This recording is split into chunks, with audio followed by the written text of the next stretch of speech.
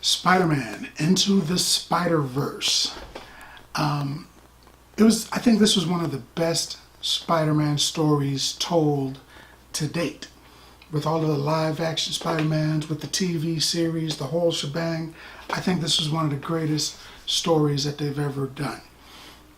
For Spider-Man. The Spider-Man stars Miles Morales. He's the lead character. He has a Spanish mom and an African American father, which of course means he's a black guy. The colors in this were great. I mean, there were splashes of color, and the way that they did it would be hard to duplicate in a live action movie. The villains were pretty good also. The villains stood out. It's hard to make the villain stand out in most movies, but the villains here stood out. Not all of them had their own personality, but they were menacing nonetheless. They had the Scorpion, a Miles Morales universe take on the Scorpion. They had the Tombstone, who I don't think is used quite enough. Tombstone by himself is a pretty menacing guy. He's big, muscular, dense, kind of like almost like Power Man in his power set. He's an albino, and he's tremendously mean and evil to people. He oftentimes gets used as muscle, but he's been in the comics a few times as the leader of a particular criminal organization. They also had the Miles Morales version of the Goblin, who's an actual big, real-life goblin with super strength and other powers. I think he's the best goblin in the Spider-Man universe also. And they had Dr. Octopus. They had a ton of villains. Dr. Octopus, the female version, who is pretty scary. And then they had the Kingpin, and again the Miles Morales universe version of the Kingpin, where he has super strength and durability. He's almost like, what if the Kingpin and the Hulk were fused together? He's kind of like that. And as opposed to a higher level of conversation that he would hold with you, he's got a street level conversation. He sounds like a thug, but he's the boss. So, go figure. But I like that. I like the villains. I think the villains, so many villains was great. They often say, can you put so many heroes in a movie and make the movie great? Well, they put a ton of villains in here. Essentially the Sinister Six and the Prowler.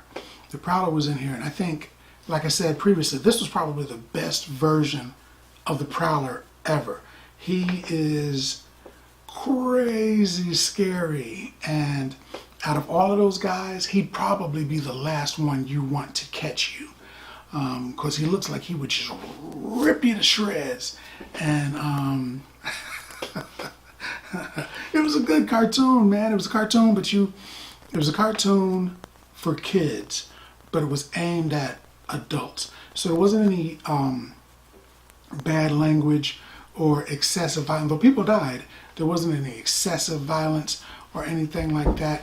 It was really, really good. What happens is Spider-Man and Spider-Man Morales universe dies.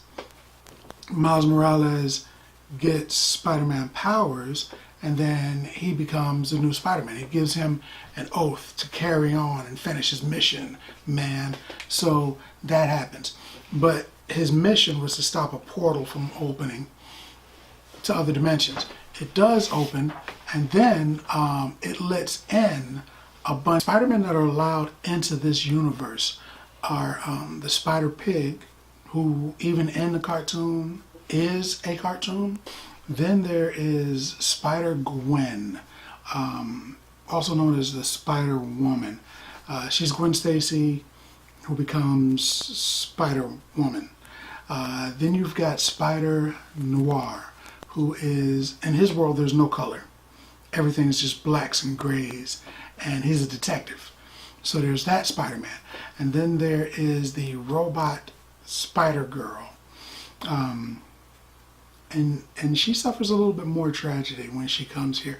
But then there is the drunk bum Spider-Man, who's going to teach Miles Morales how to fight and become Spider-Man. He's drunk and he's a bum, so he's got a pot belly, the whole 9 yards. But he's still Spider-Man. You know, he's still Peter Parker Spider-Man. So there's that. Then there's a love story that starts that they have with Gwen and Miles. They don't really go to any real depth. Again, it's kind of like a kid's show. So you can tell there's an undertone, but at the same time, you know, they don't hold hands or kiss or nothing like that, you know, but you can tell, you know, longing looks. And he tells his uncle that he digs her and stuff. In this movie, you get to see the origin of the Miles Morales, because all of the Spider-Man, you know, most great superheroes become superheroes because of a great tragedy. Parents die in an alley, parents die on another planet, parent dies because he owed some criminals some money, you know, all kinds of stuff. Parents die because they fell off of high trapeze and landed and died, and you become Robin, all kinds of stuff like that. So with this one, Miles suffers a tragedy also. It's touching, you know. I mean, Ben, you know, Uncle Ben dies, but you know about that story already. If he died again, you'd be like, oh yeah, wow, Uncle Ben died. But this one is a little bit different, and it's tragic, and you know, it pulls on your heartstrings, but it's a good one.